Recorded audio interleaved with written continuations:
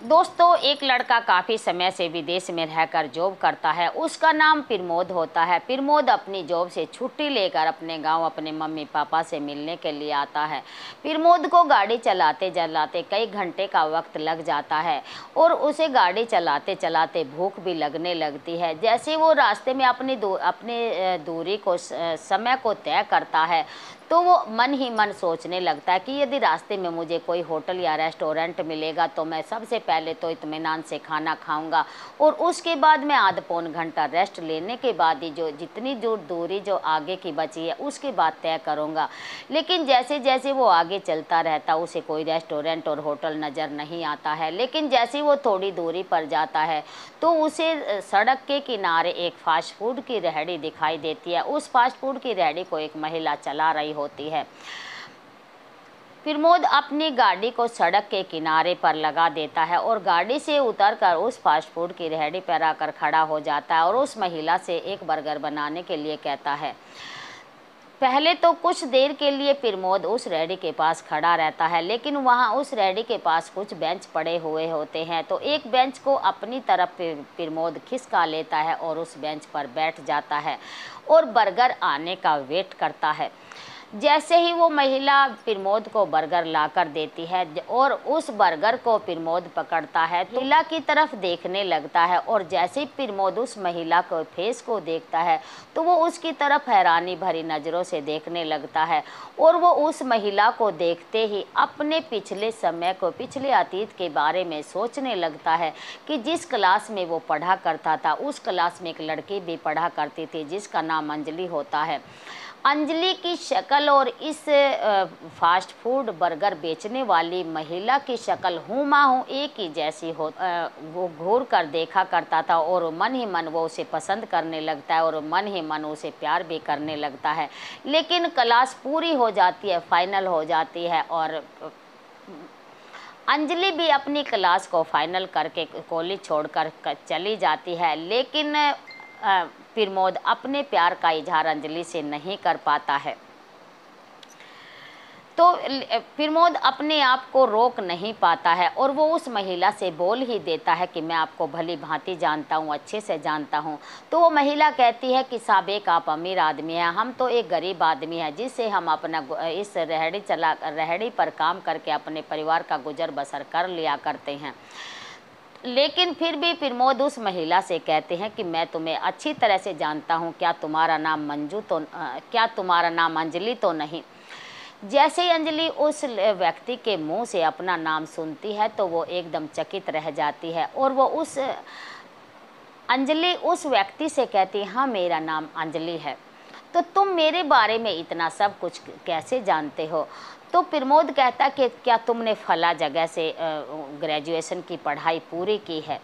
लेकिन जैसे ही अंजलि उस व्यक्ति के मुंह से इतना सब कुछ सुनती है तो वो एकदम बिल्कुल ही चकित और हैरान रह जाती है और वो बार बार इस बात को सोचने पर मजबूर हो जाती है कि ये व्यक्ति अनजान है और फिर भी मेरे बारे में इतना सब कुछ जानते हैं।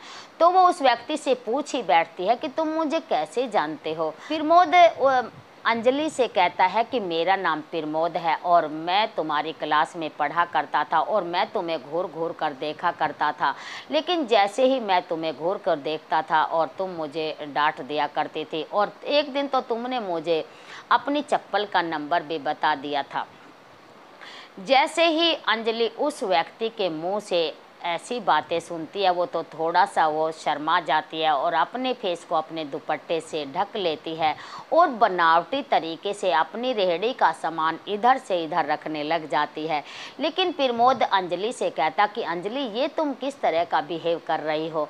तो अंजलि प्रमोद से कहती है कि मैं अपना काम कर रही हूँ, मेरा काम कुछ पेंडिंग पड़ा है, मैं उसको पूरा कर रही हूँ। लेकिन थोड़ी देर के बाद अंजलि प्रमोद से कहती है कि तुम बताओ कैसे हो, ठीक तो हो। तो प्रमोद अंजलि से कहता है कि मैं तो ठीक हूँ लेकिन मुझे तुम ठीक नहीं लग रही हो और इस तरह की जो ये तुमने हालत बना रखी है इसका क्या कारण है। और जब तुम कॉलेज में आया करती थी तो तुम्हारा तरीका बहुत ही अच्छा होता था, तुम्हारा नेचर भी बहुत अच्छा हुआ करता था। लेकिन जो ये तुम्हारा जो दुखदाई जो तुम्हारा ये कारण है ये किस वजह से है। जैसे ही अंजलि प्रमोद के मुख से इन बातों को सुनती है तो वो बड़ी हैरान रह अंजलि फूट फूट कर रोने लग जाती है। पहले तो प्रमोद उसे शांत करता है और फिर उसे वो रोने का कारण पूछता है। तो अंजलि अपनी अतीत की जो सारी कहानी है प्रमोद के सामने बताती है और कहती है कि जैसे ही मेरी ग्रेजुएशन की पढ़ाई पूरी हो जाती है मेरे पापा मेरी शादी तय कर देते हैं और 2 साल के बाद किसी बीमारी के कारण मेरे पति की मौत हो जाती है और मेरे पास कोई भी बच्चा नहीं था और मैं अपने पति के गुजर जाने के बाद अकेली और बहुत ही ऐसा है महसूस करती थी। और जैसे ही मेरे सास ससुर मुझे अकेला देखकर मेरे साथ अत्याचार करना शुरू कर देते हैं और मुझे कहते हैं कि तुम यहाँ रहकर क्या करोगी और तुम्हारे पास कोई बच्चा भी नहीं है, मुझे धक्के मारकर अपने घर से निकाल देते हैं। तो जैसे ही मुझे मेरे सास ससुर अपने घर से निकाल देते हैं मैं मायके में आकर अपने पापा के पास रहने लग जाती हूँ। जैसे जैसे समय बीता और समय के साथ साथ मेरे भैया भाभी मेरे साथ बहुत दुर्व्यवहार करना शुरू कर देते हैं और मुझे खाने पीने के लिए भी नहीं देते हैं और मुझे काफ़ी ताने भी मारा करते हैं। लेकिन इस व्यवहार को मेरे पापा बर्दाश्त नहीं कर पाते हैं और मुझे अब वहाँ से अपने साथ लेकर यहाँ आ जाते हैं और यहाँ आकर मेरे पापा एक फास्ट फूड की रेहड़ी लगा लेते हैं और जिससे मेरे पापा इस रेहड़ी पर काम कर कर अपना और मेरा गुजारा कर लिया करते हैं और इसी तरीके से हम बाप बेटी अपना जीवन व्यतीत करते थे। लेकिन जैसे ही अब मैं अपने पापा की रेहड़ी के ऊपर अपने पापा की हेल्प किया करती थी, लेकिन कुछ समय से मेरे पापा की तबीयत ख़राब रहने लगती है और जिससे मेरे पापा काम करने के हालात में नहीं हैं। अब ये जो रेहड़ी है मुझे ही चलानी पड़ती है और मेरे पापा घर पे रहा करते हैं। अब काफ़ी मेरे पापा वृद्ध अवस्था में भी आ गए हैं, काफ़ी बड़े बूढ़े भी हो गए हैं और इस रेहड़ी को अब मैं ही चलाती हूँ। इतनी कहानी सुनाने के बाद अंजलि बहुत फूट फूट कर रोने लगी। अंजलि की कहानी को सुनकर प्रमोद की जो आंखें हैं वो भी नम हो जाती हैं और अंजलि की कहानी को सुनकर प्रमोद भी काफ़ी भावुक हो जाता है और उसकी आंखों से भी आंसू बहने लगते हैं। जैसे ही अंजलि प्रमोद की तरफ देखती है तो वो उसका ध्यान वहाँ से हटा देती है और पूछने लगती है, अब तुम बताओ तुम्हारे जीवन में क्या चल रहा है, क्या तुमने शादी कर लिया? प्रमोद कहता है कि मेरे जीवन में ऐसा कुछ नया नहीं चल रहा है, मैंने शादी नहीं की है। तो अंजलि कहती है कि शादी करने का इरादा नहीं है या जीवन ऐसे ही व्यतीत करने का इरादा है। तो प्रमोद अंजलि से कहता है कि जिस लड़की से मैं प्यार किया करता था उसने किसी दूसरे से शादी कर ली है, तो मैंने शादी का इरादा बिल्कुल ही अपने मन से निकाल दिया है और अपने पूरे परिवार से भी कह दिया है कि मैं अब ज़िंदगी भर शादी नहीं करूँगा। तो अंजलि प्रमोद से कहती है कि हमें भी तो बताओ वो खुश नसीब लड़की कौन है जिसके लिए तुम अब तक कुंवारे बैठे हो। तो पहले तो प्रमोद थोड़ा सा हल्का सा मुस्कुराता है और फिर अंजलि से कहता है कि वो लड़की तुम ही तो हो जिससे मैं इतना प्यार करता था और जिसके लिए मैं अभी तक कुंवारा बैठा हूँ और जिसके लिए मैंने अभी तक शादी नहीं की है। पहले तो प्रमोद की बात सुनकर अंजलि काफ़ी थोड़ी सी चकित और हैरान हो जाती है, लेकिन फिर उसके बाद वो प्रमोद से कहती है कि आप इस तरह का मजाक मत करिए, मैं पहले ही बतेरी परेशान हूँ और इस तरीके का मजाक मैं बिल्कुल सहन नहीं कर। अंजलि से कहता है कि मैं सच कहता हूँ, मैं तुमसे बहुत प्यार किया करता था और तुम्हारी वजह से ही मैंने अभी तक शादी नहीं की है। तो अंजलि प्रमोद से कहती है कि जब ऐसी बात थी तो जब कॉलेज समय में तुमने मुझे बताया क्यों नहीं कि मैं तुमसे इतना प्यार करता हूँ। प्रमोद अंजलि से बताता है कि मैं तुमसे कैसे बताता, जब मैं क्लास में बैठकर तुम्हें घूरा करता था तो तुमने एक दिन मुझे गुस्से में बुरी तरह से डांट दिया था और अपनी चप्पल का नंबर मुझे बता दिया था। लेकिन उस दिन के बाद मैं डर गया था और मैंने सोच लिया था कि जैसे ही मेरी ग्रेजुएशन की पढ़ाई पूरी हो जाएगी और मैं ज़्यादा से ज़्यादा पैसे कमाकर ज़्यादा बढ़िया से बढ़िया जॉब करके और उसके बाद मैं तुम्हारे पापा से तुम्हारे रिश्ते की बात करने के लिए आऊँगा, तुम्हारा हाथ मांगने के लिए आऊँगा।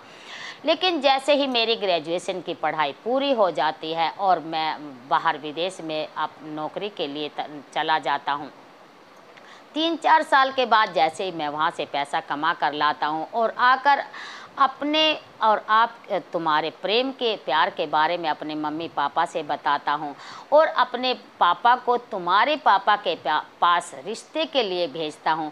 लेकिन यहाँ आकर पता चला कि तुम्हारे पापा ने मेरे पापा को बताया कि मेरी बेटी की शादी तो 2 साल पहले हो चुकी है। जैसे ही मेरे पापा इस बात को घर जाकर मुझे बताते हैं तो मेरी हालत बहुत ही बुरी हो जाती है और मुझे लगता है कि आज से मेरी ज़िंदगी बहुत ही बेकार हो गई है और मेरे पैरों तले से ज़मीन निकल जाती है। उसके बाद मैं तुम्हारे गम के मारे और काफ़ी शराब पीने लग जाता हूँ और इधर किधर आवारा घूमने लगता हूँ। मेरे पापा मुझे काफ़ी समझाते हैं, मेरी मम्मी मुझे काफ़ी समझाती है कि उस लड़की की शादी हो चुकी है और उस लड़की के लिए तुम अपनी ज़िंदगी क्यों ख़राब कर रहे हो और मैं घर का इकलौता बेटा होता हूँ। तो मेरे मम्मी पापा की बात मेरी समझ में आ जाती है और उसके बाद मैं दोबारा से विदेश में चला जाता हूँ और जब का गया हुआ विदेश से मैं आज ही लौटा हूँ और आज ही मैं अपनी गाड़ी को चलाते हुए रास्ते पर एक किसी होटल या रेस्टोरेंट की तलाश करते हुए आ रहा था। तो मुझे भूख भी ज़्यादा लगी हुई थी और जैसे ही मैं रास्ते से गुजरता हुआ जा रहा था तो मुझे रास्ते में आप मिल गई और आपसे ढेर सारी बातें हो गई। थोड़ी देर के बाद अंजलि फिर फूट फूट कर रोने लगती है और प्रमोद उसको फिर शांत करता है और रोने का कारण पूछता है और कहता है कि तुम इतनी ज़ोर ज़ोर से अंजलि क्यों रो रही हो। तो अंजलि प्रमोद को बताती है कि एक बार तुम मुझे अपने प्यार का इजहार तो करते, क्योंकि मैं भी मेरी तरफ से भी पूरी हाँ थी, क्योंकि मैं भी तुमसे प्यार करती थी। क्योंकि जब क्लास में बैठकर तुम मेरी तरफ को ज़ोर ज़ोर से घूरा करते थे तो मैं भी एक नज़र आपको देख लिया करती थी, लेकिन मैं उस समय का इंतज़ार कर रही। अपने प्यार का इजहार मुझसे करो और मैं भी तुरंत तुम्हें अपने प्यार का इजहार कर देती। अंजलि प्रमोद से कहती है चलो जो हुआ सो हुआ, ये सब भगवान की मर्जी थी, ऐसा होना था और भगवान की मर्जी के आगे हम इंसान कुछ भी नहीं कर सकते हैं। अब तुम एक अच्छी सी लड़की देखकर और उसके साथ अपना जीवन अच्छे से व्यतीत करो, अपने नए जीवन की शुरुआत करो। तो प्रमोद कहता है कि मुझे भी शादी कर लेनी चाहिए। तो नेहा प्रमोद से कहती है कि तुम्हारा फैसला बहुत अच्छा है और तुम अपने फैसले पर अटल रहना। तो प्रमोद और अंजलि के बीच में कुछ देर तक बातें होती हैं। तो प्रमोद अपने आप को रोक नहीं पाते हैं। तो प्रमोद अंजलि से कहता है कि मैं आपसे एक बात पूछना चाहता हूँ, बुरा तो नहीं मानेंगी।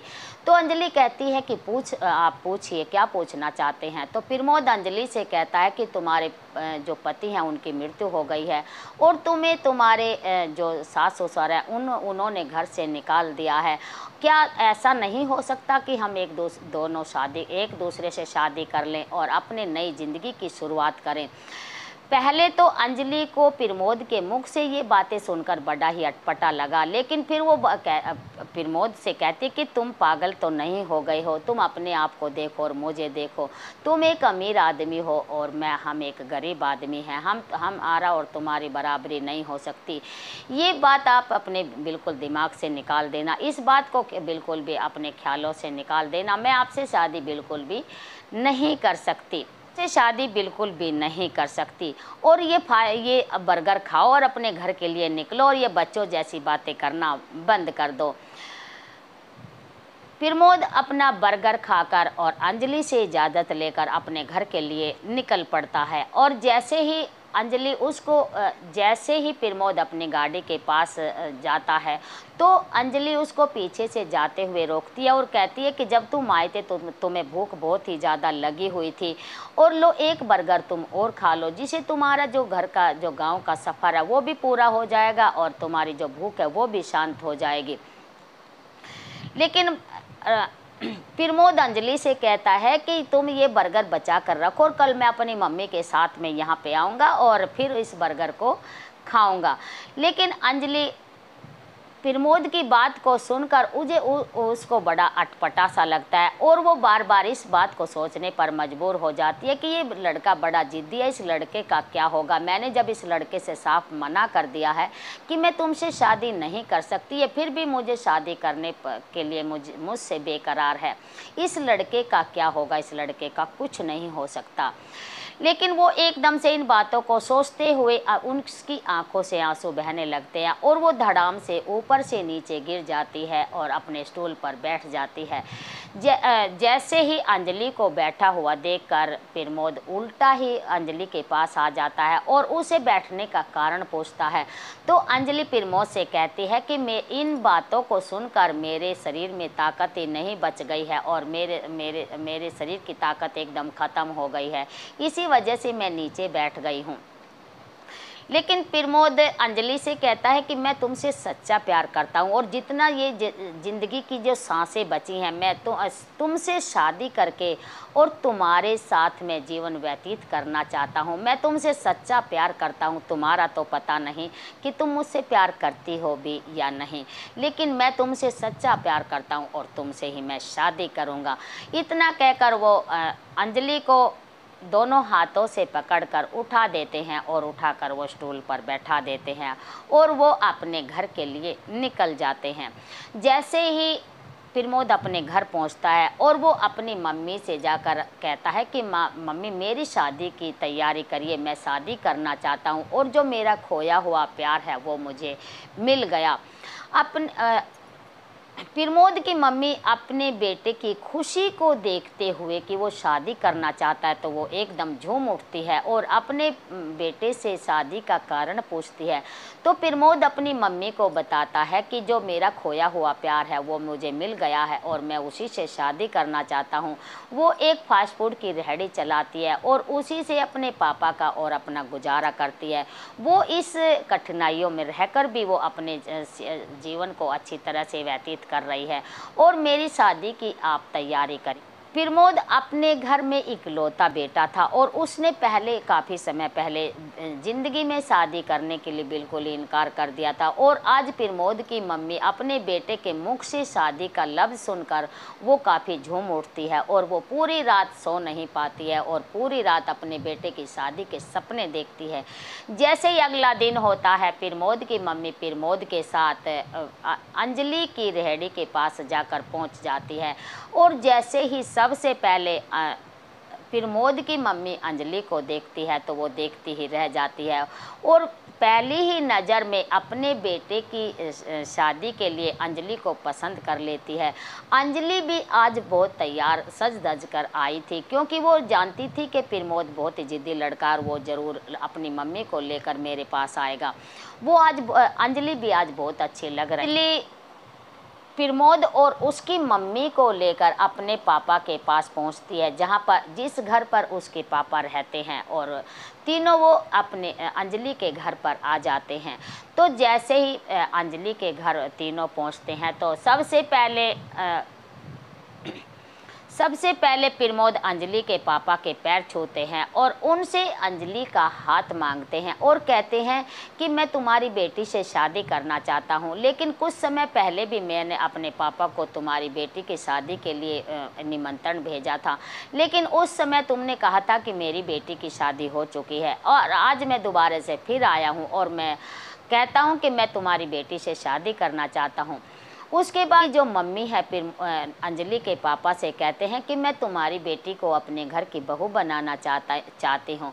जैसे ही अंजलि के पापा प्रमोद की मम्मी के मुख से ये बातें सुनते हैं तो वो फूट फूट कर रोने लगे के सामने खड़े हो जाते हैं और कहने लगते हैं कि बहन जी ये तुम्हारा जो एहसान है मैं ज़िंदगी भर नहीं भूलूंगा।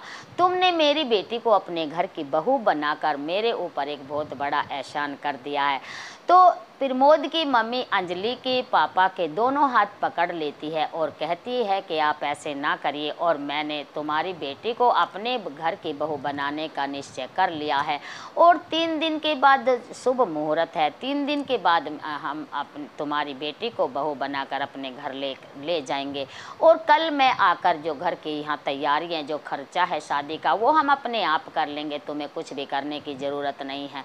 उस मम्मी अंजलि को मार्केट लेकर जाते हैं और अंजलि को नए नए कपड़े दिलवाते हैं। उसके बाद प्रमोद अंजलि को लेकर एक पार्लर में जाता है। प्रमोद पार्लर वाले को कुछ पैसे देते हैं और कहते हैं कि कल हमारी शादी है और तुम्हें अंजलि को अच्छे तरीके से सजा धजा कर तैयार करना है। हाँ, अगले दिन प्रमोद अपनी बारात लेकर अंजलि के घर आ जाता है और प्रमोद ने पहले ही अंजलि के घर सब सामान की तैयारी कर दी थी और अंजलि और प्रमोद की धूमधाम से शादी हो जाती है। अंजलि शादी करके दुल्हन बन के प्रमोद के घर आ जाती है और वो अपना जीवन खुशी खुशी व्यतीत करते हैं और उनके जीवन में किसी भी प्रकार की कोई भी परेशानी नहीं आती है। जैसे जैसे समय बीता है और समय के साथ साथ प्रमोद ने पास के ही गांव में अपना एक बिजनेस खोल लिया था और अंजलि ने एक बेटी, प्यारी सी बेटी को जन्म दिया था। अब उनके घर में और भी दुगनी खुशियां हो गई हैं। एक दिन अंजलि प्रमोद से कहती है कि मुझे एक बार अपने पुराने सास ससुर के घर जाना है। प्रमोद अपनी पत्नी की भावनाओं की कदर करता है और अपनी पत्नी को लेकर उसके सास ससुर के यहाँ जाता है और वो अंजलि अपने पुराने सास ससुर से कहती है कि तुमने तो मुझे धक्के मारकर और अपने घर से बाहर निकाल दिया था, लेकिन आज भगवान की मर्जी देखो, भगवान ने मुझे अपना लिया। कहते हैं ना कि जिसका कोई नहीं होता उसका खुदा होता है, भगवान होता है। और आज मेरा पति मुझसे बहुत ज़्यादा प्यार करता है और मेरे घर में सभी तरह की खुशियाँ हैं। मेरा घर बहुत ही अच्छा और मेरा जीवन बहुत ही अच्छे से व्यतीत हो रहा है। लेकिन जैसे ही उसके जो पहले पुराने जो सास ससुर होते हैं, उनकी नाड़ जो शर्म से नीचे झुक जाती है और वो कुछ बोलने की हालत में नहीं होते हैं। अंजलि और प्रमोद अंजलि के पापा को भी अपने घर में ले आते हैं और अपने घर लाकर अंजलि के पापा की सेवा और उनका जो खाना पीना है और उनका जो रहना सहना बहुत अच्छे और मान भाव से उनका करते हैं और अपने घर में अपने साथ ही उनको भी रखते हैं। और खूब जो अंजलि के जो पापा हैं वो भी खूब अच्छी तरह से अंजलि के घर में रहते हैं और उनकी जो सेवा है, उनकी जो खाना पीना है, प्रमोद सभी का ध्यान बहुत अच्छे तरीके से रखते हैं और प्रमोद अपने परिवार के साथ हंसी खुशी रहा करते हैं। दोस्तों, क्या कहना चाहोगे प्रमोद के बारे में, क्या कहना चाहोगे अंजलि के बारे में? प्यार ऐसा होता, फिर भी वो अपने प्यार को पा लेते हैं और वो एक दूसरे के साथ शादी करके बहुत ही खुशी खुशी अपना जीवन व्यतीत करते हैं। दोस्तों, फिर मिलते हैं हम अगली कहानी के साथ, अगली टॉपिक के साथ और नई कहानी के साथ। तब तक आप हमारे साथ बने रहें और वीडियो को पूरा देखते रहना और ज़्यादा से ज़्यादा शेयर करते रहना। इस तरह की जो कहानी है उनका सुनाने का हमारा उद्देश्य है, किसी को भी परेशान करने का नहीं है। ये जो शिक्षाप्रद और जो प्रेरणादायक जो ये स्टोरी होती हैं, इनको सिर्फ हम आपको इसलिए सुनाते हैं ताकि आप इनसे कुछ सीख सको, औरों को भी इन वीडियो को शेयर कर सको और अच्छी अच्छी शिक्षा आप इनसे ले सको ताकि अपने जीवन में आप ऐसी गलती। दोस्तों, वीडियो को ज़्यादा से ज़्यादा शेयर करते रहिए और यदि वीडियो आपको अच्छा लगे तो कमेंट बॉक्स में आप अपनी राय रख सकते हैं। और जय हिंद, जय भारत, जय हिंदुस्तान, भारत माता की जय, वंदे मातरम।